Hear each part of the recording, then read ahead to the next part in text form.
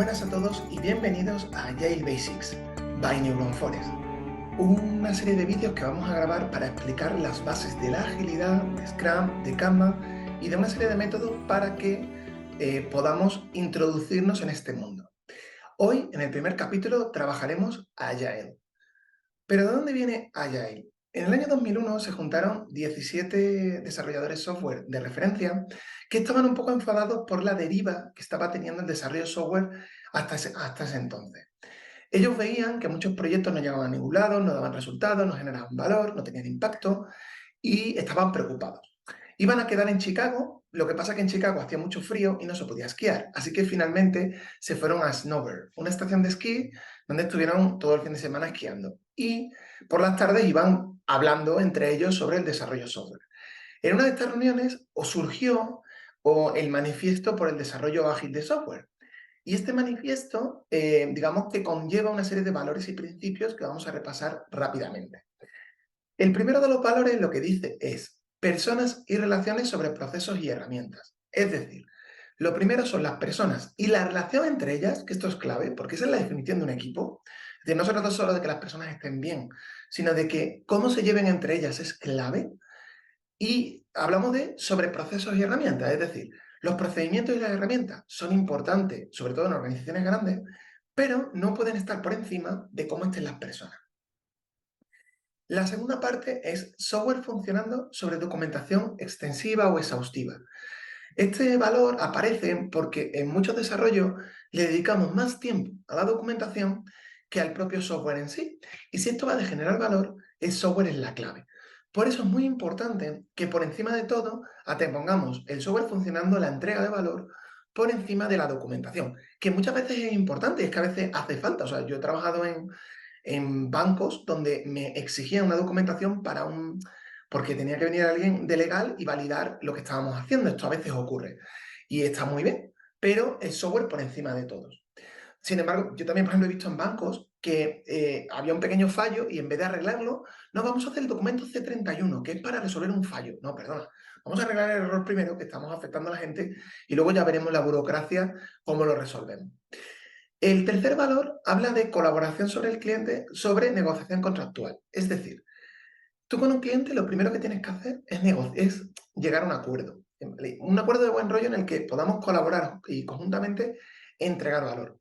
Y esto es muy importante porque en el modelo tradicional buscábamos una toma de requisitos exhaustiva en la que se viera exactamente lo que íbamos a hacer. Y eso funciona muy bien cuando hacemos un edificio. Pero cuando hacemos un desarrollo de software en un entorno complejo en el que el problema no está tan claro como puede ser, por ejemplo, aumentar las ventas. Es muy difícil tomar requisitos. Es mejor llegar a un acuerdo en el que nosotros vayamos desarrollando poco a poco lo que el cliente necesita por encima, ¿vale?, de un contrato. Lo cual no significa que no haya contratos. Los contratos están bien. Lo único que pasa es que el contrato tiene que ser un poco abierto para darnos margen para entregar valor. Y por último, respuesta ante el cambio sobre seguir un plan. El problema es que cuando estamos intentando resolver algo complejo, el planificarlo es inviable. ¿Por qué? Porque precisamente es complejo porque no controlamos muchas variables y hay excesiva incertidumbre. Por lo tanto, no se trata de trabajar sin plan. Tú puedes tener un plan a alto nivel que te marque un poco el camino y la estrategia que tú quieres seguir, pero por encima de todo eso tiene que estar la respuesta ante el cambio. Y esto significa ver con transparencia qué está ocurriendo para poder adaptarnos a lo que está ocurriendo y dar una respuesta de mayor valor. Esos serían los 4 valores. Por debajo de estos 4 valores se infieren 12 principios que vamos a repasar.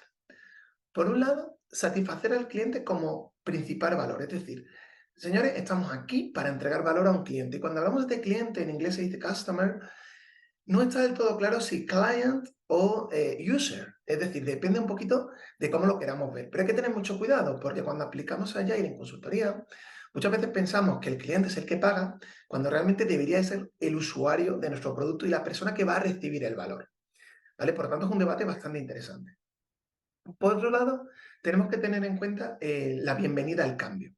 Los cambios son positivos en un equipo porque significan que estamos descubriendo una mejor manera de entregar valor. Y eso es bueno. Es bueno siempre y cuando no ataque a nuestro contrato. Porque claro, si yo tengo una fecha con un alcance y empiezan a llegar cambios, lo que puede pasar al final es que o no cumpla la fecha o que acabe bajando la calidad o que acabe muy frustrado. Y en esos casos no estamos consiguiendo entregar valor. Se trata de entregar valor pasándonoslo bien, o sea, disfrutando el camino, ¿vale? Siempre hay momentos malos, pero disfrutándolo. Entonces, la bienvenida al cambio es parte relacionada con la negociación contractual.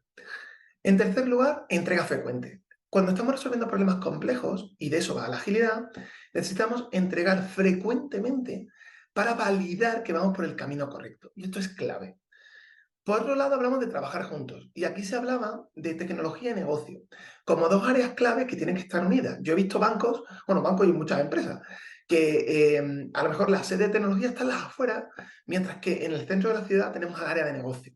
Y decir, bueno, vamos a ver, señores, sí que tenemos que estar todos en el mismo equipo, porque al final el negocio necesita de tecnología para poder avanzar y poder entregar valor, sobre todo en el mundo digital, y tecnología necesita negocio, porque negocio es donde están las cosas que vamos a hacer. No se trata de hacer una web muy bonita y muy guay. Se trata de hacer una web que entregue valor a un cliente. Por otro lado, individuos motivados. Tenemos que darles apoyo. Y aquí tiene que ver mucho con el estilo de liderazgo. ¿Cómo podemos acompañar a esos equipos para darles herramientas y aquello que necesiten para que generen valor? El sexto principio habla de que la mejor manera de comunicar es la conversación cara a cara. Está teniendo mucho debate ahora con el tema del teletrabajo, si la videoconferencia se considera cara a cara o no, ¿vale? Que se puede debatir, pero es cierto que cuando tú estás en presencial con un conjunto de personas, tu capacidad de comunicación aumenta y mejora. Y esas relaciones entre personas, que comentábamos antes, mejoran. Por lo tanto, la conversación cara a cara es clave, lo cual no significa que sea la única manera de comunicar. ¿Vale? Por otro lado, tenemos software funcionando como principal medida de progreso. Y esto lo que viene a decir es que debemos de medir cuánto software entregamos para saber el valor que estamos generando. El valor, de hecho, va mucho más allá del software, pero no está mal empezar por ahí. El problema es que muchas organizaciones medimos cosas que no tienen mucho sentido, como las horas trabajadas, en vez de medir la cantidad de software que entregamos cuando aplicamos Agile en el mundo del software, por supuesto. En el número 8 tenemos desarrollo sostenible, pero no estamos hablando aquí de eso tan relacionado con la ecología, sino que tenemos que llevar un ritmo sostenible en el tiempo. Y esto es clave. Estos equipos que de pronto tienen un pico de trabajo, de pronto descansan, otro pico, eso al final es muy difícil que eso nos ayude, primero, a estar bien y en segundo lugar, a ser predecibles. Si nuestro entorno es así constantemente, es muy difícil saber cuánto seremos capaces de entregar en el tiempo. Por eso es muy importante que el desarrollo sea constante, ¿vale? Martillo pilón, ¿no? Pum, pum, pum. En el número 9 tenemos atención a la excelencia. La excelencia, la calidad de lo que hacemos es clave para la agilidad. A mayor calidad, mayor agilidad. ¿Por qué? Porque los equipos que no atienden la excelencia y que no se preocupan por la calidad, a la larga pasan más tiempo arreglando lo que han hecho que desarrollando nuevas funcionalidades. Y el mercado no perdona, el mercado quiere cosas que funcionen bien, no quiere cosas que estén fallando todo el rato porque al final la gente va a Twitter o a cualquier red social a quejarse y decir que tu producto es muy malo. Es mejor menos cantidad, pero bien hecho, que mucha cantidad en fecha y por correr acabar destrozando un producto. Porque al final detrás de ese producto hay usuarios que pueden quejarse del valor percibido. En el número 10 hablamos de mantener la simplicidad como una estrategia. Al final tú no te compliques demasiado a la hora de entregar valor, porque tenemos que entregar frecuentemente. Y muchas veces buscamos la macro solución que nos lo va a resolver todo, pero que necesitamos 6 meses para implantarla. Y a veces una solución simple en 2 semanas nos permite validar que vamos por el buen camino y poco a poco ir construyendo mejores soluciones. Un ejemplo de esto puede ser Facebook, que ha ido cambiando de base de datos a medida que ha ido evolucionando como producto, pero si Mark Zuckerberg hubiera querido utilizar una base de datos de 1.000 millones de usuarios el día 1, habría tardado tanto tiempo en montar Facebook que no existiría hoy en día o existiría otra alternativa. Es decir, al final tienes que apostar por una solución simple e irla evolucionando a medida que van presentándose nuevos retos. En el número 11 encontramos equipos autoorganizados. ¿Qué son? Los equipos autoorganizados son equipos que son capaces de decidir cómo van a trabajar, y esto es clave en un entorno complejo, para reducir las dependencias con que un manager o un responsable nos diga lo que tenemos que hacer. Nosotros somos los expertos, pues nosotros nos organizamos para entregar valor y eso conlleva mucha responsabilidad. Y por último, reflexionar para mejorar. El equipo cada cierto tiempo se parará para pensar si está o no haciendo bien las cosas y cómo puede mejorarlas. Y esto es clave porque en un mundo en el que estamos todo el rato corriendo, no nos damos cuenta de que a veces, parándonos un poco de tiempo a hablar de cómo están las cosas, podemos mejorar muchísimo a corto plazo. Pero bien, la pregunta aquí es, ¿cuándo aplicar agilidad? ¿Cuándo no aplicar agilidad? Bueno, existen varias corrientes filosóficas que tienen mucho debate sobre este tema. Agile nace del mundo del software y es así. Y si tú te vas al manifiesto tal y como está, es software y solo debería de aplicarse ahí, ¿vale? Y hay una línea de pensamiento que opina de esa manera y es correcto. Sí es cierto que el software no está solo. Si tú aplicas agilidad en una empresa donde en la área de tecnología, incluso área de tecnología más negocio, por aquello de que tiene que estar unida, el resto del área no les estará acompañando. Y antiguamente se hablaba de poner adaptadores a esas áreas para intentar convivir modelos más tradicionales con modelos ágiles. ¿Qué está pasando? Que eso al final genera un mogollón de burocracia, un mogollón de problemas y al final la agilidad muchas veces sufre demasiado. Y al final nuestra entrega de valor y nuestros clientes no van a recibir el valor que les podríamos llegar a dar. Entonces, hoy en día, y esta es otra corriente de pensamiento, la agilidad ha trascendido al software y debería de ir a todas las áreas para que toda la compañía sea ágil. Y por otro lado, hay personas que opinan que la agilidad como habilidad debería de poderse aplicar en cualquier entorno, porque al ser una habilidad que ha funcionado muy bien en software, ¿por qué no? Y de eso tiene que ver el modelo de Stacy, ¿no? Al final, cuando tú te estás enfrentando a un problema complejo, un problema donde no tienes muy claro los requisitos o no tienes muy claro qué tecnología va a ayudarte a resolverlo, qué método, qué técnica, tienes que irte a un modelo ágil. ¿Por qué? Porque la agilidad no se basa en planificar todo lo que va a ocurrir desde el momento uno, sino de en prueba y error. Yo voy haciendo pequeñas pruebas, voy aprendiendo y con ese aprendizaje voy tomando nuevas decisiones. De hecho, y esto es clave, la agilidad quizás no sea la mejor palabra para definir el concepto, sea mejor la palabra adaptativo, nuestra capacidad de adaptarnos. Si nos adaptamos rápido es cuando podemos aprender y generar valor. Por eso, quizás la palabra agile no sea la mejor. ¿Por qué no se utilizó la palabra adaptativo? Cuenta la leyenda que uno de los que estaba del manifiesto ágil había registrado la palabra adaptativo. Entonces decidieron cambiar a ágil para que fuera un concepto de todos y que no fuera de una persona que lo tuviera registrado. ¿Vale? Eso cuenta la leyenda. Pero hay que tener mucho cuidado porque la agilidad a veces se interpreta como velocidad. Y la agilidad realmente es resolver un problema complejo. ¿Vale? Y la única manera de resolver problemas complejos es con prueba y error. Si queréis otros ejemplos, mirad una vacuna como la del COVID. La vacuna del COVID no se saca de un día para otro ni se planifica. Tú tienes muestras de diferentes COVIDs y vas probando diferentes métodos. De hecho, es bastante habitual que en un problema complejo haya muchas soluciones. Y de hecho hay muchas vacunas del COVID, algunas de más efectividad, otras menos, otras para niños, otras para adultos, ¿vale? Tienen diferentes focos, pero todas resuelven el mismo problema complejo de diferentes maneras. Y eso es bastante habitual en entornos complejos. Por último, muchas personas preguntan, pero Javi, ¿cuál es la relación, o Neuron, cuál es la relación entre Scrum, Kanban y Extreme Programming?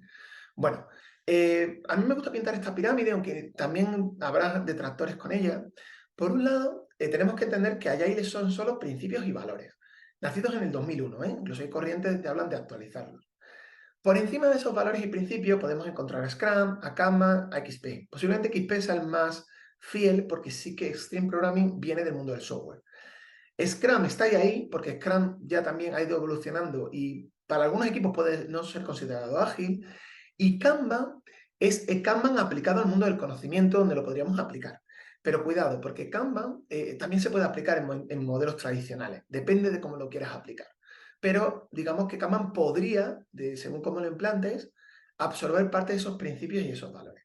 Pero por debajo de todo ello tenemos la confianza. Y esto es clave. ¿Vale? La confianza se resume muy bien en esta frase.